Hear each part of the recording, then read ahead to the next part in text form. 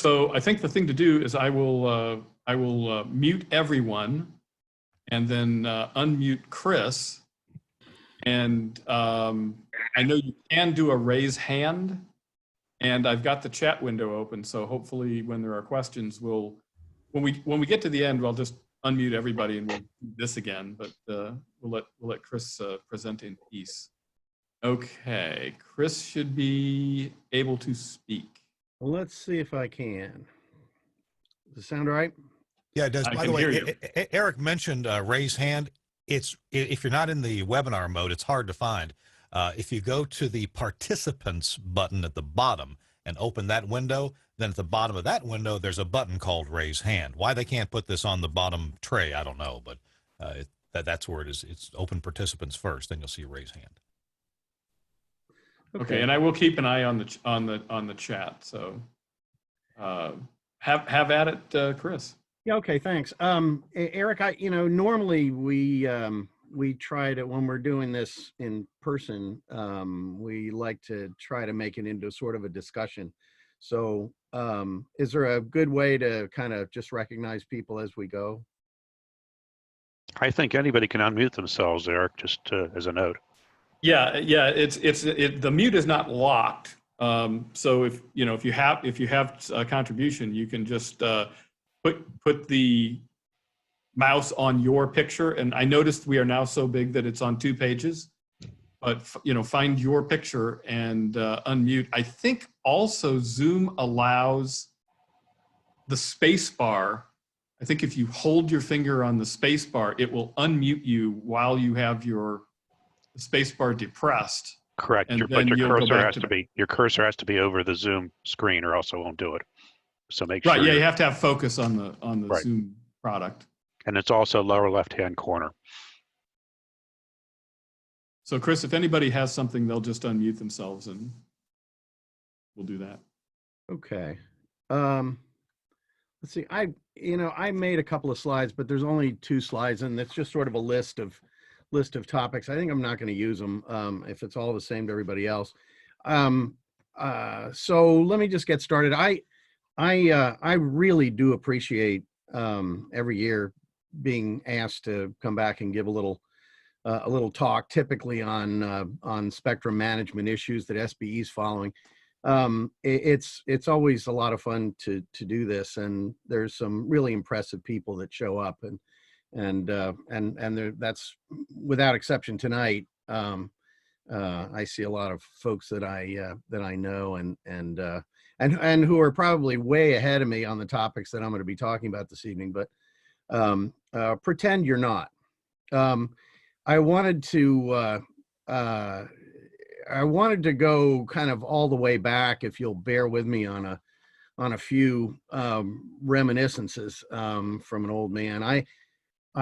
This is probably the last year that I'm going to be working down in the trenches with SBE, and I'm kind of planning to retire sometime early next year if everything works out and if everything doesn't go to the devil here because of the pandemic.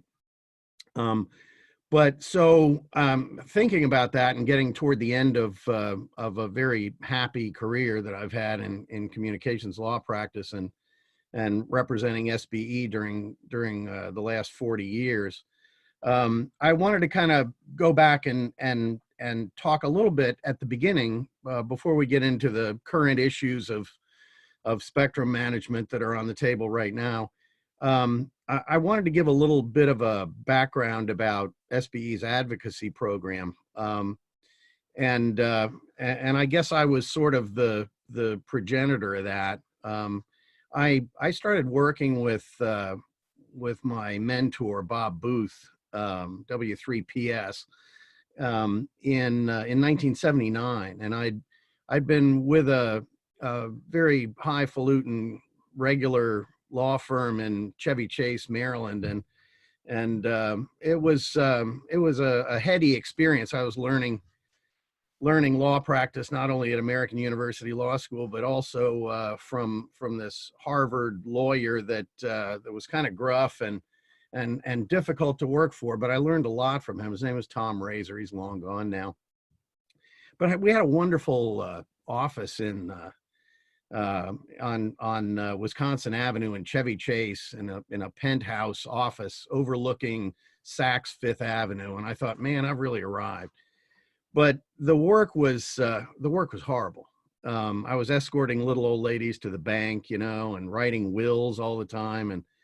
And we did some interesting work with American University. I worked partially for the General Counsel of American U, and the firm represented most of the hospitals in the Washington area. But I was a devout ham radio operator, and a generalized law practice just wasn't working for me.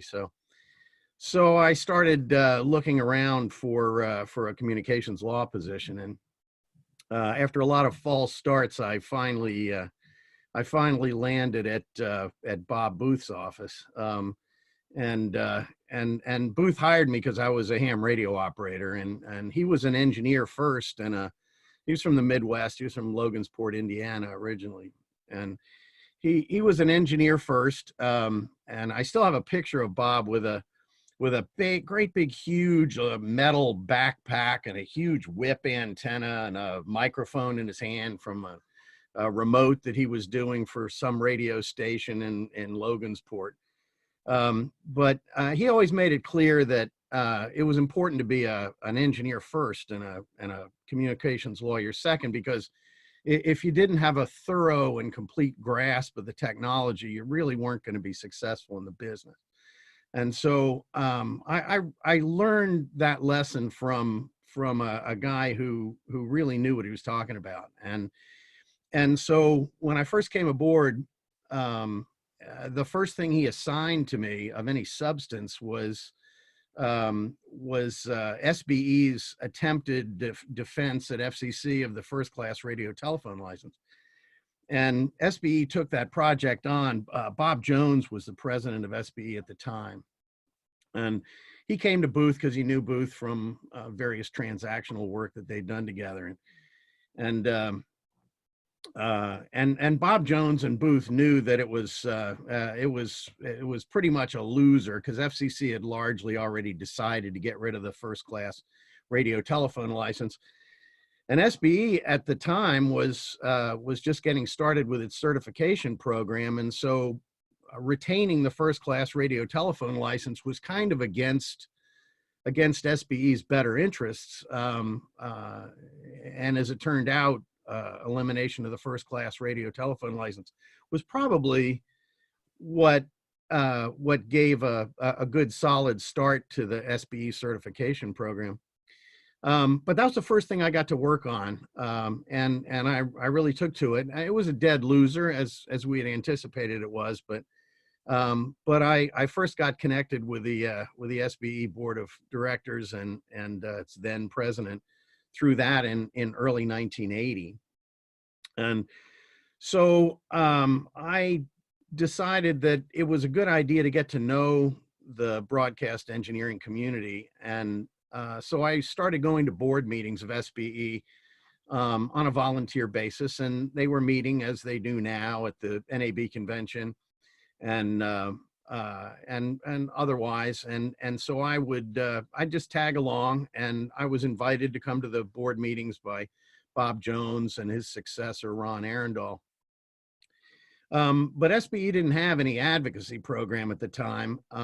And so I started giving sort of FCC updates on regulatory issues that would affect broadcast engineers when I'd go to these meetings, and I got a lot of pushback.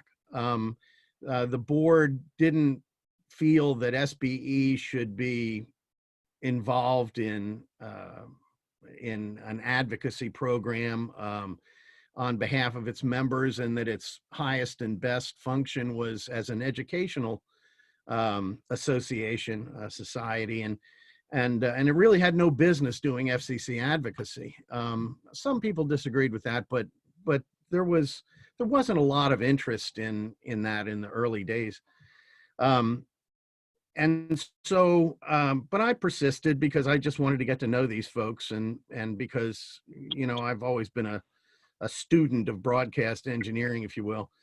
And finally, in about 1984, Roger Johnson, who had become the SBE president, he's a great guy. Remind me of the cigarette smoking man on the X-Files. Really great guy. He said, "Look, you know, it's about time we formalized our government relations here at SBE, and so we want to retain you. We don't have a lot of money to give you, but we want to retain you." And so I said, "Look, that's fine. I'm in it for getting to know the movers and shakers in broadcast technology." And so, the fast forward, I've worked since 1980 with 22 of the 31 presidents that SBE has had, and I got to know most of the rest of them before I came aboard. And dozens of board members and good friends now. And it's been a great ride. But the reason that SBE's board finally came to accept an advocacy program was largely because of its frequency coordination program. And the theory behind both the frequency coordination program at SBE and the government advocacy program were essentially the same thing. Broadcast engineers organized and arranged, you know, remote broadcasts and television ENG, video and audio production. And in order to do that, they needed help from the frequency coordinators because there just wasn't enough spectrum to go around. And because broadcast auxiliary spectrum was very limited and in a lot of markets overused, it was necessary not only to do real-time frequency coordination, but also to protect what little broadcast auxiliary spectrum that we have. And so SBE kind of took on the mantle by itself of the as a protector of broadcast auxiliary spectrum. And what they wanted from me was to do the best I could to try to protect the auxiliary spectrum that existed, with the understanding that we weren't going to be getting any more, but we sure didn't want to try to operate with any less. And so while SBE does other types of advocacy for its members, and I do a little of this and a little of that, sometimes addressing state regulation of broadcast engineering, and that's been a sort of a hotbed periodically over the years. Most of the work has been in spectrum management and protecting broadcast auxiliary allocations. Typically, we'll leave to NAB's superior capabilities the advocacy for main channel issues, and we have a good close working relationship with NAB, and we're happy to help any way we can with that. But our little corner of the world has always been BAS and protection of ENG and that kind of thing, that the broadcast engineers at the end of the day are the ones who are charged with conducting. So over time, FCC's spectrum allocations policies and their approach to spectrum management has changed a lot. In the early days, it was typically viewing segmented parts of the spectrum and deciding whether user A or user B should be occupying the spectrum. And the defense consisted of advocating the benefits of broadcast auxiliary spectrum versus something else coming down the pike. Usually some sort of TV type service. we had to for a long time, we had to protect auxiliary spectrum against what Dane Erickson used to refer to as trucker TV, when the proposal was to allow truck stops to have pay TV services for the trucks coming through and staying in their parking lots. It was always viewed as a sort of a competition among licensed users, typically. But with the full deployment of the spectrum over the years, the FCC's plan shifted, and it became an effort to overlay as many different uses on already deployed spectrum atop incumbent licensees as possible.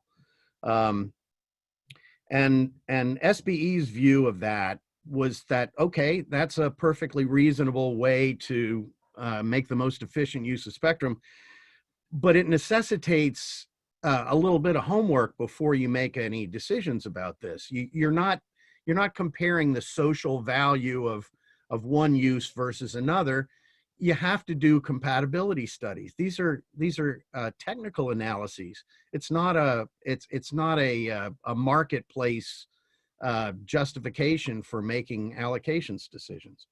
The ITU processes always use compatibility studies, and there's a lot of discussion of the compatibility studies that are performed before making an international allocation decision. That's not the way it works here.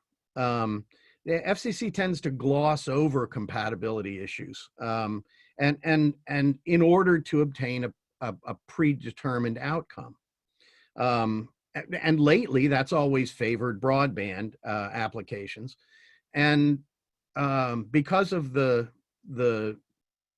available bandwidth in BAS allocations, broadcast auxiliary service has been a real heavy target for broadband overlays, and in some cases incompatible broadband overlays over the last handful of years. Other radio services, the amateur radio service, for example, has gotten off virtually scot-free because their allocations are much smaller segments, and so they don't attract the attention of the broadband users. But make no mistake, I mean, don't you look behind you and you're going to see a broadband company chasing right after you. And the FCC's sort of focus in the broadcast auxiliary allocations has been to include Part 15 unlicensed devices and systems on top of allocated incumbent radio services like BAS. And when we talk about the 6.5 and 7 gigahertz decision that FCC recently made, this glossing over of compatibility issues is glaringly evident. Despite the best efforts of NAB, which really did yeoman service in this docket proceeding, and we'll talk about that in a couple of minutes. SBE's always been of the view that when it comes to allowing Part 15 unlicensed RF devices in bands that are already occupied by incumbent licensed radio services, FCC has only one chance to get it right. When they have thousands or millions of unlicensed RF devices, and if those devices make it past the point of sale, you can't ever get them back. It's Pandora's box opened. Even if FCC had the resources to do enforcement, which it clearly doesn't, and it doesn't have any intention of doing that, FCC tends to just rely on the non-interference requirement of Section 15.5 of the FCC rules to deal with actual interference post point of sale. But I can't think of an instance in which FCC has done an enforcement action premised on any sort of Part 15 interference. And the attitude, as I once heard it from a revered person over in the Office of Engineering and Technology, If we do it in one case, we have to do it in every case, and then so we don't want to touch these things.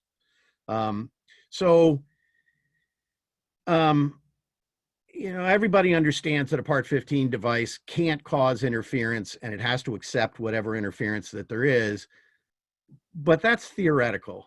As a matter of practice, even if the operating parameters of an individual Part 15 device are nominal and they're low enough that that individual device might not interfere with a licensed radio service by itself, the aggregate interference potential of thousands or millions of these devices is far different.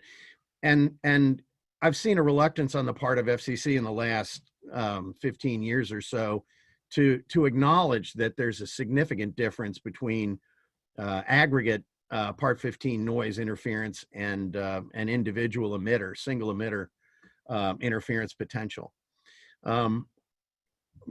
Because of the presumption that Part 15 devices are operated at such a low power level that they're not going to cause interference, they don't have any allocation status anywhere in the international or domestic tables of allocations. They're allowed to operate under, notwithstanding Section 301 of the Communications Act, which requires licenses for any radio transmitters. The presumption is that these transmitters are at such low power, be they intentional or unintentional emitters, that they're not going to cause interference predictably to licensed radio services. And on that basis, FCC has created this fiction that they don't need a Section 301 license. But where the presumptions break down is when FCC's focus in making these decisions as to where to put a new Wi-Fi system, for example, is that they don't focus on the interference potential. They focus, using the old-fashioned metrics, on the potential benefit of the latest broadband deployment. Well, we have to do this because there's a great need for broadband at 5.925 to 7.125 gigahertz. But by disregarding the compatibility issues at the beginning, FCC runs the risk that if they get it wrong, it's not going to be fixable later. So that's an overarching concern we have. Another concern that SBE has is that FCC hasn't the slightest idea what current levels of ambient noise are in the HF, medium wave, or VHF bands in any environment. There were some studies that were done on that subject, but they're old. They're not current, and FCC doesn't have any idea what the trends are. They don't know whether, for example, because they haven't studied it, and they don't know whether the ambient noise levels are increasing, staying the same, or decreasing. And a decision on allowing, especially unlicensed RF devices in a given band, has to be based on knowledge that's a little bit more comprehensive than what they have. And that's why SBE over time has been very discouraged that when FCC tasked its technology task force, what do they call that? TAC, the Technology Advisory Council. They tasked the TAC with doing that study, and there was a rulemaking that said, do you think we ought to do this, and how should we go about doing it? Well, this was wonderful news, but unfortunately, the study got scuttled before it ever started. I mean, a cynic would say, well, FCC doesn't really want to know what the ambient noise levels are, because that might limit what they can do in the way of spectrum overlays. I guess I'm the cynic, because that's the way I've explained that. So what are the current issues in spectrum management that affect the broadcast auxiliary spectrum? Let's start down low at 2 gigahertz. Bob Weller and R.J. Russell and I have been working very cooperatively for a period of years with DoD through its contractor, Allion Science and Technology, to work up a memorandum of understanding with appropriate exhibits on frequency coordination methodologies and operating parameters that can be agreed to that will allow DoD to bring its DoD to bring in from the AWS-3 bands, 1.7 and lower part of 1.8 gigahertz, over to our 2 gigahertz band. We were, to refresh your recollection, I realize we've talked about this 3 or 4 times already. We were rather successful in the rulemaking that allowed DoD to come into our 2 gigahertz band, because the U.S. footnote that was adopted at the time requires that DoD operations cannot constrain the further development of broadcast auxiliary operation in the 2 gig band, and really that's an amazingly favorable state of affairs, although DoD and BAS are co-equal in the allocation status, strictly speaking. That footnote governs the actual priority, and DoD has absolutely kept the faith, and they've been a pleasure to deal with. We have in the MOU a coordination plan that is approaching final form, and you should be able to see it pretty soon. SBE has completed pre-coordination efforts for a lot of terrestrial point-to-point military operation at I think 12 military bases around the country, and R.J. Russell, our frequency coordination manager, has been able to locate a sort of a home channel for DoD in most of those areas. So there are different types of DoD operations that are coming into the band. TRR is the point-to-point microwave operation on the bases, and ultimately that'll expand to National Guard locations, but it's been very, very slow to roll out, and so far it hasn't had much of an impact on us at all, and hopefully won't. But those 12 sites are being used sort of as a test bed of DoD implementation locations, and we'll see where the interference problems arise and where they don't. The next step is small hand-launched drones that DoD wants to use, SUAS. We've just started to set up some test locations at Vandenberg Air Force Base and Eglin Air Force Base. And we still have some missing operational parameters that DoD hasn't given us yet. And those tests are about to begin when things open up again. All this kind of went on hold when the pandemic started. And the most difficult part of this is, and there are some SATOPS facilities for satellite uplink control and tracking. Those are relatively narrow band systems that the government has that can fairly easily be accommodated in the 2 gigahertz band without any impact.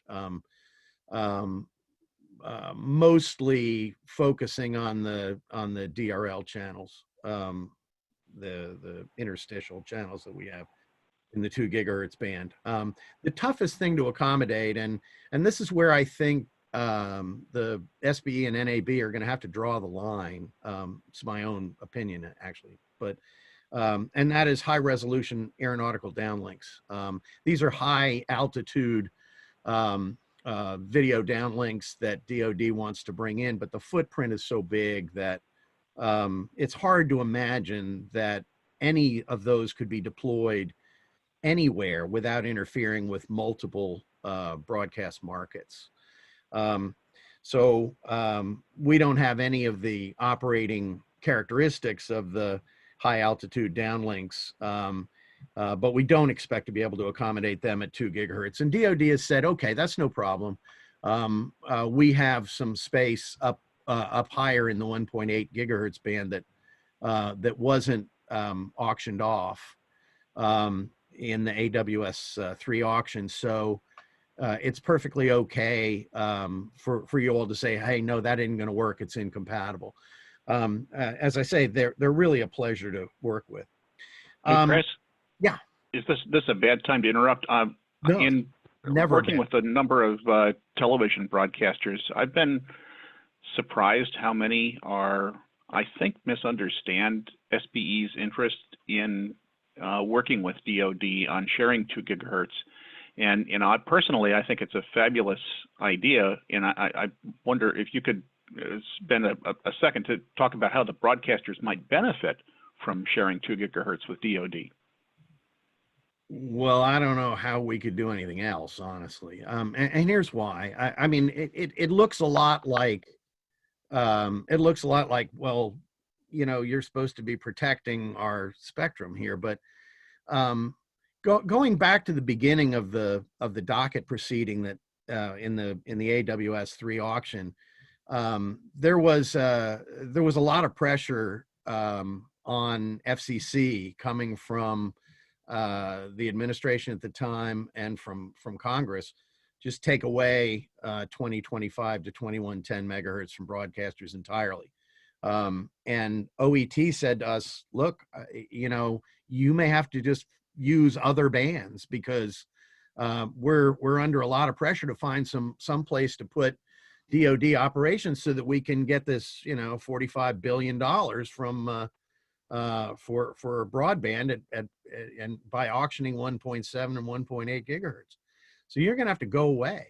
And we said, look, there's got to be a cooperative way we can work this out. And it was DoD that came to us and said, look, we don't like this any more than you do. We don't want to leave, but we're being forced to leave. And we'd like a chance to work with you. And we don't think that it's necessary to kick you out of this spectrum here just so that we can move our displaced systems into it. And so we said, well, all right, but here's the deal. This is going to require that you do serious real-time frequency coordination because you're asking to come into a band that's the most heavily used auxiliary band that we have.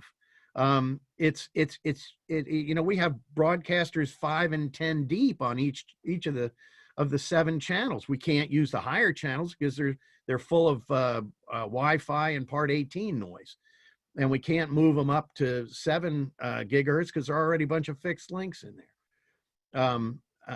So we don't understand how this is going to work. And they said, well, we'd like to figure out a way to make it work.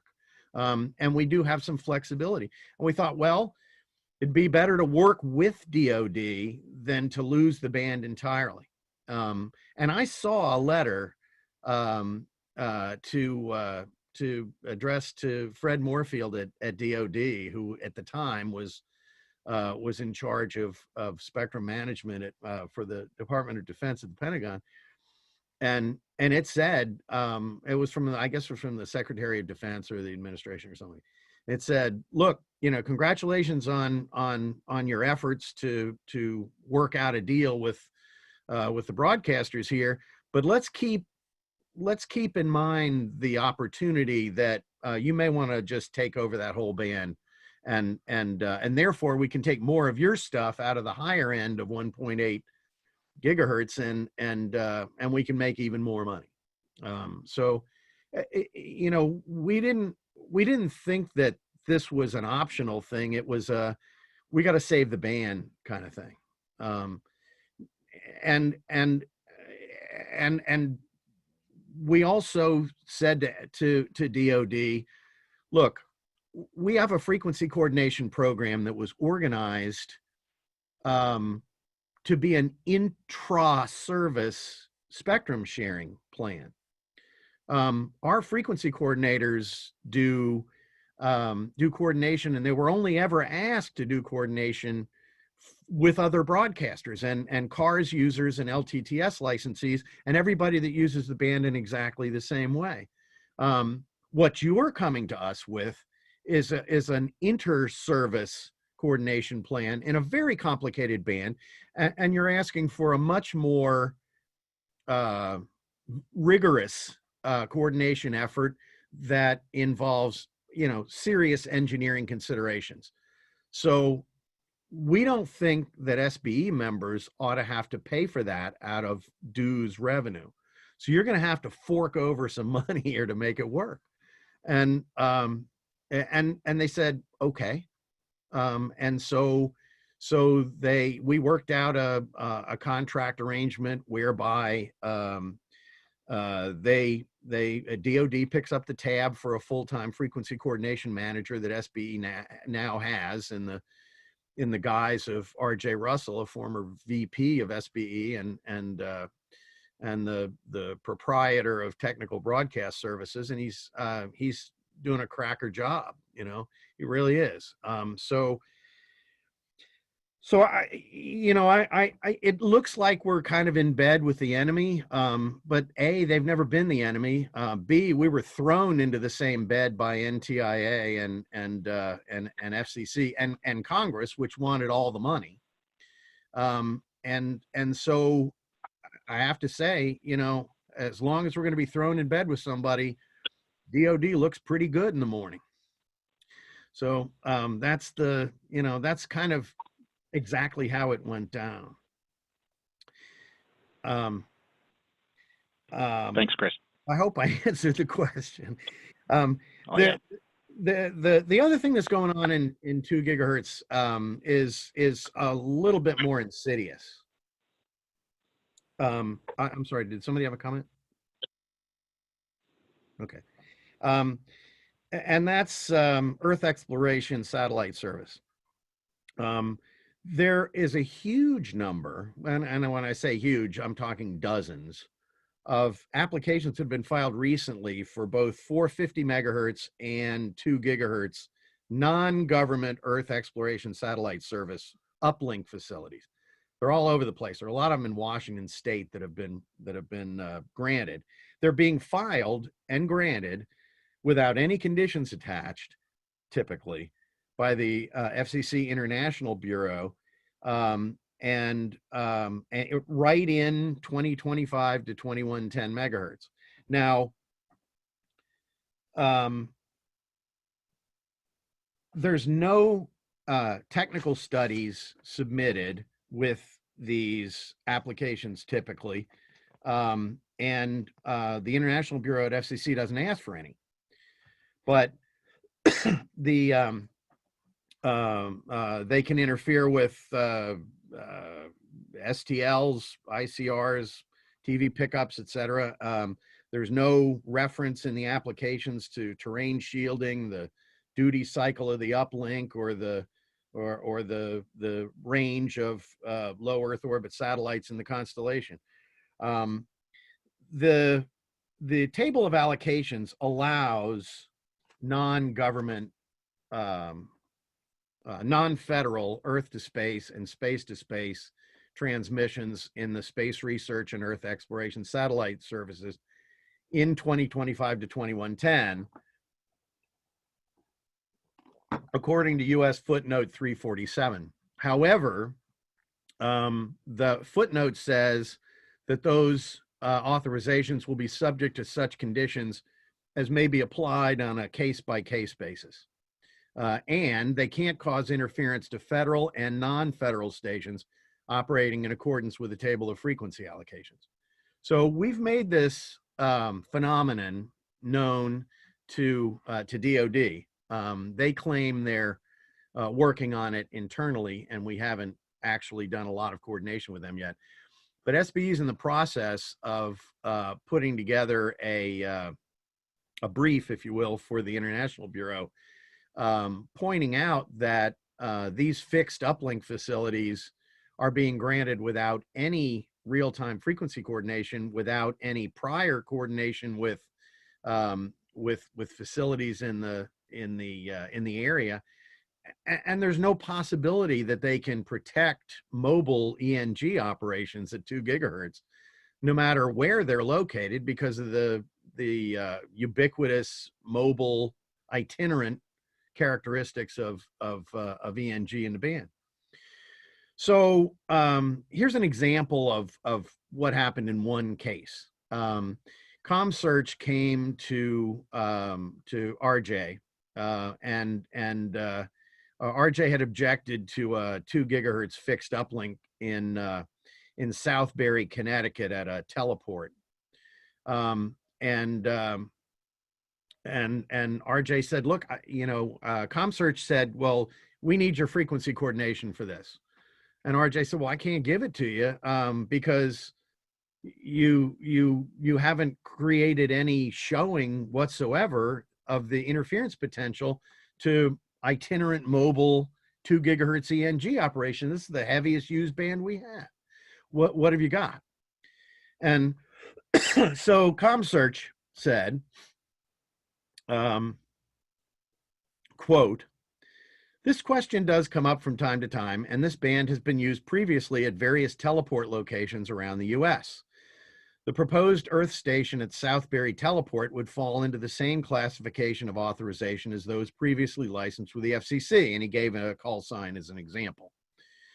Our interference analysis of the proposed Earth station indicated that due to the Southbury Teleport's unique location, that there were not any identifiable conflicts to the uplink spectrum based on paths in our database. We'd be happy to analyze any receive locations that you feel would be of concern. And so we went back to ComSearch and in a gentle way said, look, this is a sore spot for SBE because you can't possibly conclude that that 2 gigahertz operation at the Southbury, Connecticut teleport aren't going to conflict with broadcast auxiliary, LTTS, CARS, or DoD operations in the 2 gigahertz band. Everything's mobile and itinerant there, and 2 gigahertz is the principal band used by TV broadcasters for electronic news gathering. It's unpredictable. And there are very few 2 gigahertz links in the database, and if you're basing your compatibility analysis on what you find in the way of fixed receive sites, that isn't going to work. There are extraordinary coordination efforts that we're trying to do to accommodate DoD's displacement from the AWS-3 bands. And we have to coordinate with NASA, which has for a long time used this band. And all of this requires real-time frequency coordination, and that's completely incompatible with what you've done. And, I like ComSearch. These are good folks, but they said essentially, not our problem. So there's going to have to be a change in the way that these EESS facilities are adjudicated at FCC, and so we're in the process right now of putting together a sort of a explanatory document that will hopefully protect the band a little bit better than what the International Bureau has been able to do so far. Let me move along. I'm moving too slowly here. I don't want to spend a lot of time on the 3 gigahertz 5G decision and its effect on the C-band downlinks, but I'd be very interested in knowing the opinion that you folks have about what the effect has been, or it stands to be, of FCC's decision to require that all C-band downlinks have to vacate the lower 300 megahertz of the 3.7 to 4.2 gigahertz band, and to compress all of the C-band operation into the 200 megahertz that's left at the top. The outcome of that decision wasn't at all unpredictable. And the reason that it was easy to see how it was going to go down was that most of the commenters in the docket proceeding tried to accommodate a split the baby plan for dividing up this 500 megahertz of spectrum. FCC was hell bent on deploying 5G in the United States, and nothing was going to stop that. The only question is, was the residual C-band downlink segment going to be 300 megahertz, 200 megahertz, or 0 megahertz? And FCC couldn't really make it 0 megahertz because they had already promised to protect the C-band downlinks. And by opening up a window for registering C-band downlinks, they upped the database from about 3,500 in the database before the docket started to 16,000 after the window finally closed after an extended period of time, thanks to NAB and SBE. The FCC ended up with a much larger database, and they were thinking to themselves, well, look, if we require all the C-band dishes to move out before we can bring 5G into the band, that's going to take a long time, and we really need to do this quicker. So they did a hurry up offense and said, okay, all of the displaced C-band users have to move by September of 2020, but nobody has to move until the compensation for the repack requirement is actually paid. And the good news is there was a bunch of money that was provided for that. FCC had $9.7 billion and provided for accelerated payments to a number of incumbent Earth station operators. That sounds pretty good. It's only 16,000, and there's $9.7 billion. And nobody has to no C-band user has to vacate the lower 300 megahertz until the compensation's paid. But with a COVID-19 pandemic, that's sure putting a lot of pressure on this September 2020 deadline that they've set up. I expect that to push. But what I really don't understand, and I haven't heard this from a lot of the SBE board folks that I've talked to about it, what's the practical effect of reducing the C-band from 5 megahertz to 500 megahertz to 200 megahertz? Does it preclude any of the existing program reception that broadcasters are able to get now? I don't know the answer to the question, but the location at the top of the band was strategic also, because up above 4.2 gigahertz is a lot of aeronautical operation, and the aeronautical folks said, "Hey, we can't live with 5G broadband abutting our operations there at above 4.2 gigahertz." And so we knew for a long time that the residual C-band was going to be up that high. We just didn't know whether it was going to be 200 or 300 megahertz. Moving to 6.5 and 7 gigahertz, and we talked about this a year ago, I know, but finally, FCC took action in April on the 2018 notice of proposed rulemaking, and I really think they missed the boat here. There was a tremendous number of comments in the proceeding. But there was a flawed engineering analysis, compatibility analysis that was provided by the broadband folks. There was a really good engineering analysis provided by NAB. NAB commissioned Alion Science and Technology, the same entity that we're working with on 2 gigahertz, and there was an analysis of the interference potential from these unlicensed Wi-Fi devices, indoor and outdoor, to broadcast auxiliary operation at 6.5 and 7 gigahertz. The prediction is that there will be almost 1 billion of these Wi-Fi devices in the 1200 megahertz of spectrum from 5.925 to 7.125 gigahertz. It's 850 megahertz of spectrum that's allowed for outdoor operations, and 350 megahertz for indoor operations in our 6.5 and 7 gig bands. An indoor operation for these Wi-Fi devices doesn't require any automatic frequency control circuitry. FCC said that the itinerant nature of mobile services, including broadcast auxiliary, made automatic frequency control impractical. The FCC said, look, we've carefully crafted these rules to protect licensed services and enable both unlicensed and licensed operations to thrive throughout the band. It said that indoor low power access points are authorized through the entire band. And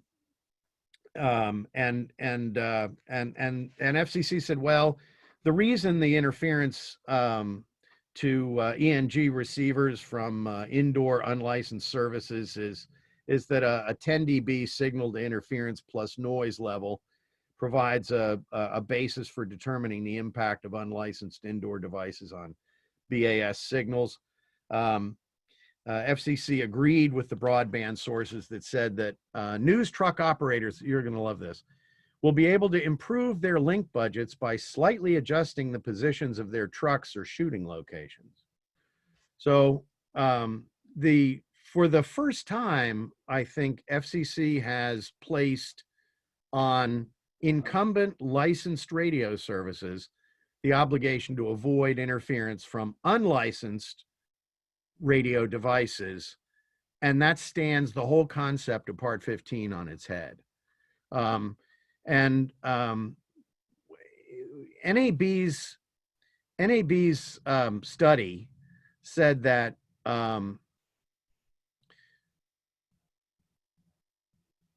where did they put this? Well, it evaluated the effect of the Wi-Fi devices on communications between especially indoor electronic news gathering transmitters, including microphones and camera back transmitters, according to FCC, and indoor electronic news gathering receivers.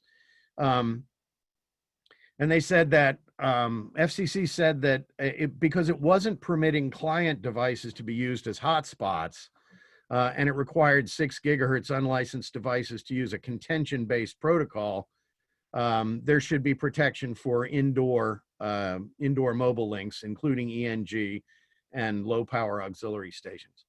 That is not a persuasive analysis based on what the NAB's Alliance study concluded.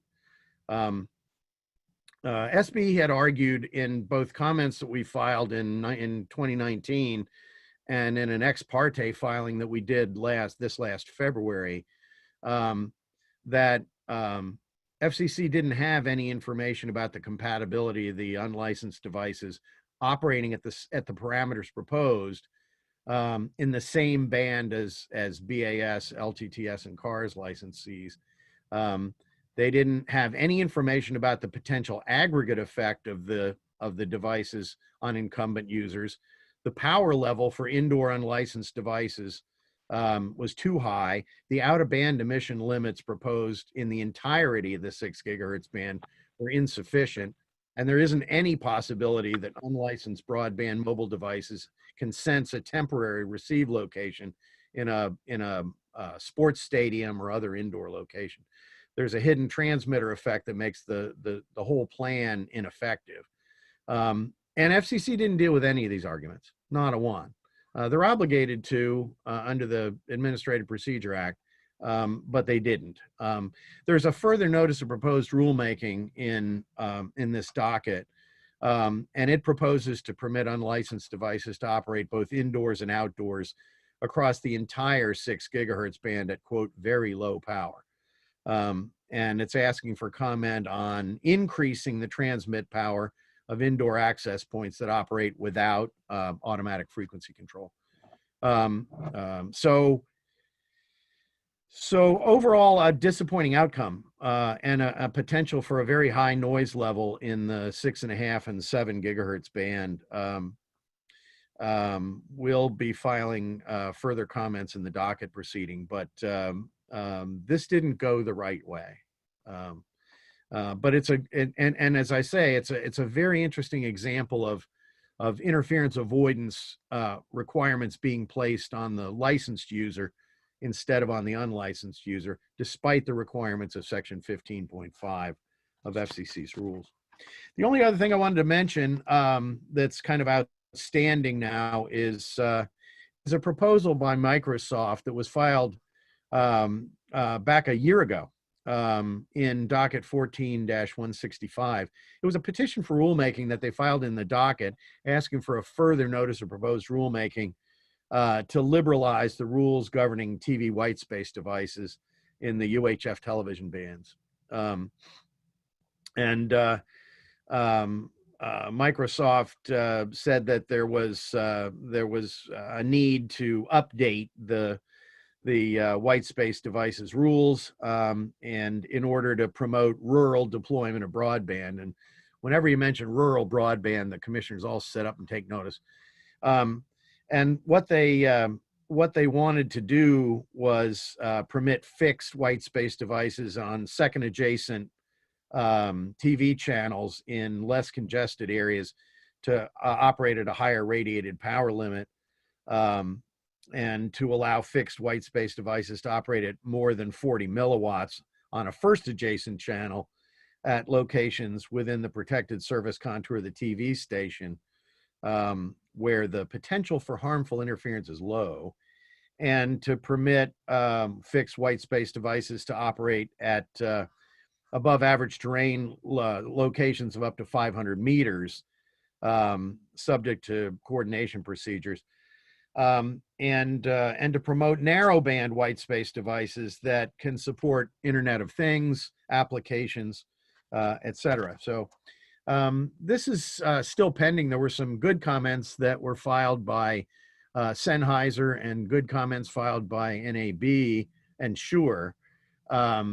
NAB took the position very straightforward that white space devices should continue to be prohibited on first adjacent channels, and that Microsoft's geofencing mobile fixed device concept shouldn't be allowed unless it's at very, very low power levels and distance separation requirements. So we're kind of waiting to see what FCC does with that, but another potential trouble spot. Those were pretty much the issues I wanted to raise this evening, but we can talk about anything else you all want to talk about. Let me know what you'd like to know. I think for anybody who has questions, you can unmute yourself, kind of like we did when we were just getting started. I mean, Chris, I appreciate you doing all this, although I gotta feel like you think you're just the guy pushing the rock up the hill so that it can roll back down on top of you every year. It seems like, the last several of these meetings that we've had is, here's how they've already decided to mess with you, and you have no hope of getting a decision that accommodates. Do we have any wins? Not lately. Not lately. I mean, some will say that we came out better in the C-band proceeding than we might have otherwise. I would certainly argue that we're better off at 2 gigahertz than we could have been under certain other circumstances. I don't like the outcome of what FCC did with respect to wireless microphones after the displacement and after the 600 megahertz auction. As a person who does a lot of STAs and experimental authorizations for large sporting events, I don't know what we're going to do after all of the T-Mobile deployment in the 600 megahertz band is all finished up, because there really isn't enough available wireless mic spectrum for large events. Super Bowl, Formula One, major golf tournaments. It's difficult to find enough wireless mic spectrum these days. That's another difficult area. But it's a matter of soldiering on. As I say, the broadcast service and broadcast auxiliary users have really taken it on the chin with respect to FCC's reaccommodation for broadband deployment, and that's not going to change very much. It's all about the money. There are alternatives to over-the-air 2 gigahertz ENG, and maybe it's time to adopt some 5G applications of our own, and get away from spectrum-based solutions to video production. But in terms of FCC doing prejudgment, that sounds awfully cynical, but it's not. I didn't just make that up out of whole cloth. Let me tell you a story. I was over, and I may have told you all this story once before. All these gatherings that we have are sort of running together. I was called over to NTIA to give a presentation to the IRAC. I think it was for the amateur radio operators years ago. And I ran into the nicest staff engineer at NTIA, who was sort of helping me make this getting me ready to make this presentation to the IRAC, which made us with some very sophisticated government spectrum managers. And so we wanted to make sure everything went well. And I really related well to this guy. And he said, I said, well, how long have you been at NTIA? And he said, actually, I haven't been over here very long at all. I used to be a staff engineer at FCC. And I said, well, that's interesting. What do you see as the differences between practicing engineering at FCC and being an engineer here at NTIA? And he said, in all seriousness, well, I really enjoy working here at NTIA, because what they'll say is, look, here's something we're looking into. Take a good objective look at it and let us know what your conclusions are. Here's one side of how this could come out, and here's another one. You give us your best analysis of it. And he said, at FCC, they said, here's a project, an engineering project for you to work on. Here's the outcome we want to achieve. And here is, and here's the material that you need to do the analysis. Have at it. And he wasn't saying that in a negative way. He was just saying, that's how I had to do it. And I said, well, it sounds like you're a little happier over here at NTIA. And that's not to denigrate anybody at FCC. I think everybody's well-intentioned, but I do think there's a lot of decision making at the top levels at FCC that engineers at FCC are made to justify sort of post hoc. Chris, I got a question for you. Yeah, Mark. I with another set of consultants I'm working with, just got a hold of a cost review that they call a 3.7 gigahertz transition preliminary cost catalog schedule of potential expenses and estimated costs. And it's been put out by RKF Engineering Solutions. And it's got about any price you'd want in here even to move a TT&C station or something like Southwick for, $100 million. Had you seen this document yet? And I think it's in the project scope of what you're talking about, of moving a lot of this bottom 300 megahertz around. Yeah, I'm sure it is. And I certainly know who RKF is, but I've not seen the document. And I would imagine that these are heady times for a company that wants to help move C-band facilities, if that's part of their pitch. It's interesting they're wanting to show you how expensive this can be. I mean, let's talk $100 million, $200 million. And of course, I'm looking at things like the San Francisco teleport over an I-80 shut down and for sale because hardly anybody's using this commercially anymore. And I think even my old haunts at Hap-Hog at HBO and stuff, they're all fibered elsewhere. So it's an interesting way to read this from either direction. So I'm trying to be a good soldier here and say, yeah, let's start with a big consulting fee. There's that. Those engineers that I've talked to that were working heavily on the TV repack mentioned that the biggest problem that they had was getting approval for expenditures. And, so I anticipate that that if there's going to be something that's going to be a big glitch on the repack of the C-band, it's probably going to be related to getting approval of what the expenditures are for moving out of the lower 300 megahertz segment. And I just seems like an absolutely analogous situation to me. It sounds like this document's saying you have to get the FCC to buy into this, so you need a good narrative. I guess this is FCC money. This is not an auction, is it? This is just a realignment and the federal government. I mean, it's coming from auction revenues. This $9.7 billion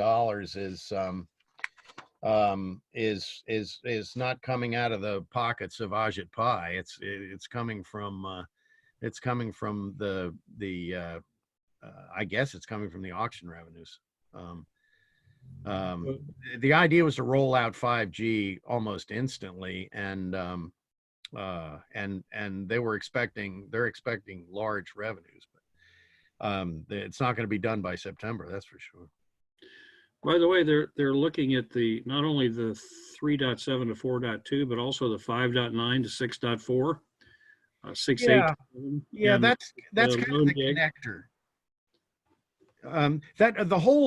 That whole segment, we've been speaking tonight about the BAS mobile band at 6.5 gigahertz, 6425 to 525, and our 7 gig band at 6875 to 7125, and there isn't any mobile operation being licensed now anymore.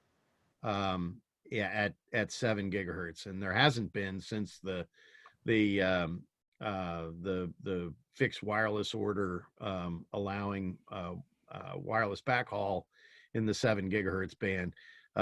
But there are a lot of grandfathered users up there at 7 gig.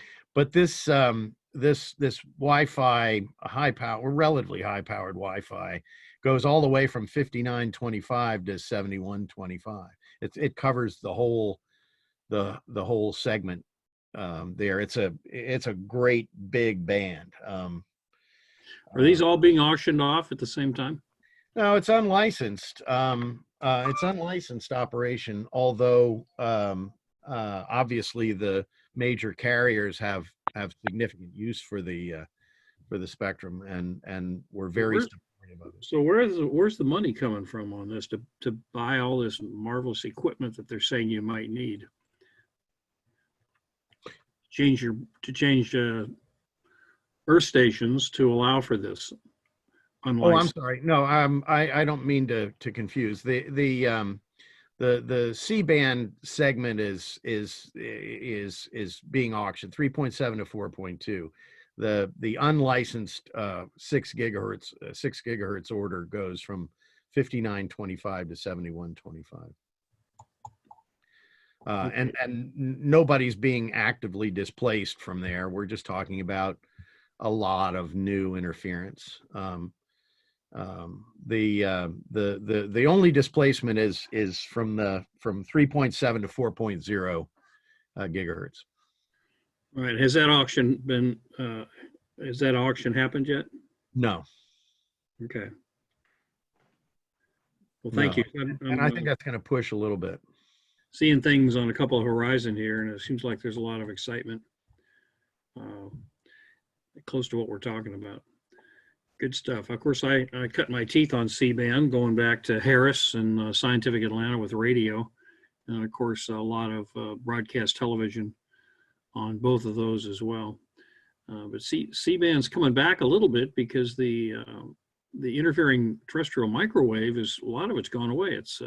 It's fiber now. So these C-band uplinks and stuff can be put at more as backup, usually at more sporting events, although it's usually fiber is the event net, getting out of there by Vivix, and then they back it up with a C-band. Yeah. It's going to be interesting as to how any of this goes together. And they're also saying in here, you can't ask them to pay for compression equipment, but compression equipment does, video. You can do 6 video channels, high def video channels in one 36 megahertz transponder. So you really don't need a lot of the satellite anymore. But I got to be careful what I say. Anybody else got an opinion on this? It's all compression. I know I did a job. Actually, it was for airport network at Turner. This goes way back when. They were able to go to a third of a transponder into 25 sites, and more than paid payback on that equipment purchase from us at about $2 million worth of encoding and all that was like 18 months. It all has to do with the transponder costing. So a lot of people went that way, and I don't know if anybody's operating full analog on any of the video stuff on C-band anymore. Possibly putting up a full transponder worth of power view or something like this. It used to be called DigiCipher. I'm showing my age now. But I'd have to ask, there may still be one channel of analog C-band on PBS because it was required by law for the backyard dish people. I don't know if they ever repealed that. Yeah, they did. I've talked to quite a few people at PBS. This goes back 10, 20 years ago. As long as you're open key, it can be digital and it doesn't have to be a full transponder. And the backyard dish business is very used to that. So they don't have to light up $1 million+ a year analog signal because of an old requirement of Congress that says you can't encrypt it, basically.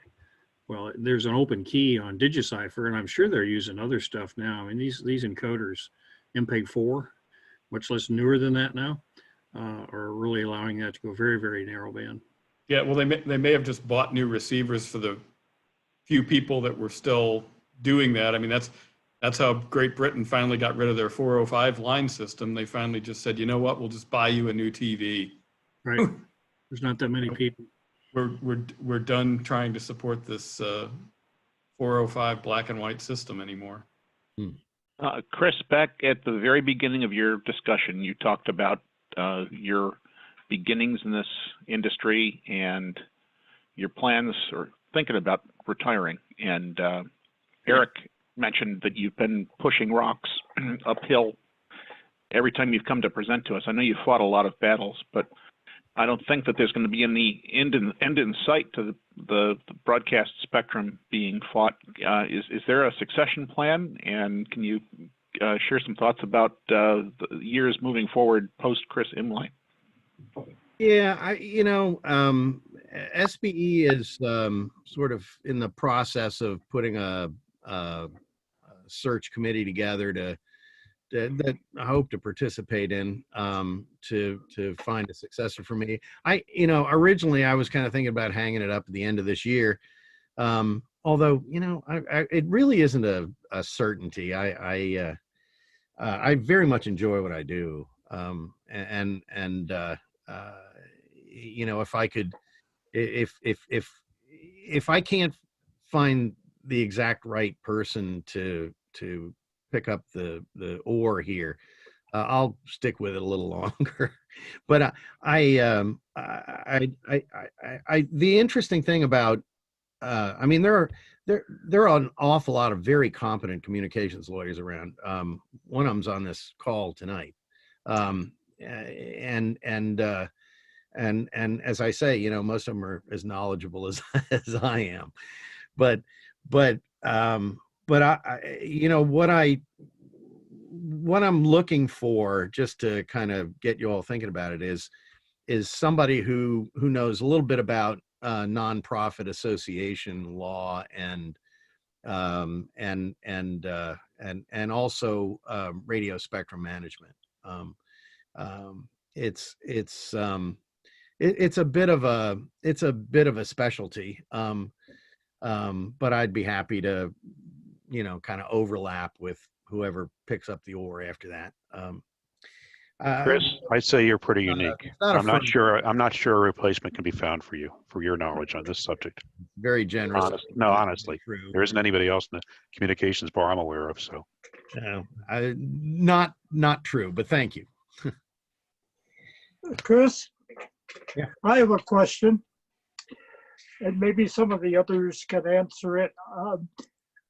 I'm wondering how the broadcast licensees, how much they really appreciate the stellar work that SBE has done over the years in the spectrum management and coordination work,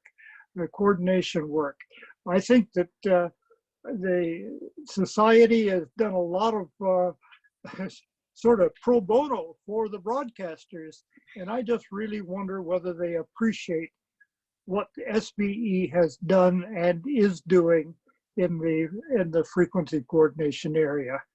If they had to go out and hire private consultants to do the work that the SBE does, it would cost them a lot of money, I'm sure. Thanks, John, and it's good to see you. By the way, it's been too long since I've seen you. I'm glad you're looking well. The you know, broadcast licensees are sort of only incidental beneficiaries of the SBE frequency coordination plan. The structure of it and the intention of it was specifically to benefit SBE members, because the theory was that broadcast engineers are the ones that have to make these remote broadcasts and ENG operations work. And so you know, we're trying to make life easy for them. And if broadcast management and broadcast ownership benefits from that, so much the better. But you know, that's great. But they're not our principal intended beneficiaries. Well, the broadcasters, I think, are the ultimate beneficiaries. Well, as I say, what's good for Yeah. broadcast ownership is good for broadcast engineers. Sure, it keeps the broadcast engineer out of trouble if he can do, you know, his ENG operation to go well.